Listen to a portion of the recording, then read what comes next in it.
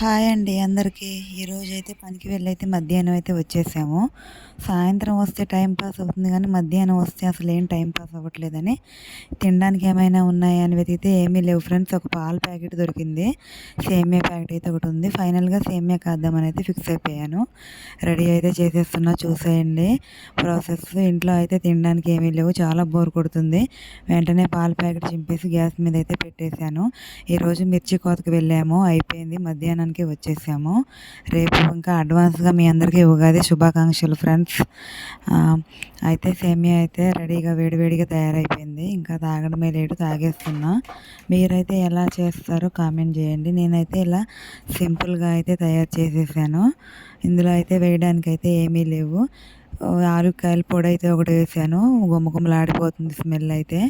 ఈలోగా మా అమ్మ వచ్చింది, మా అమ్మకి గ్లాసులో పోసి ఇచ్చేసాను. ఇద్దరం కలిసి అయితే తాగుతున్నాము.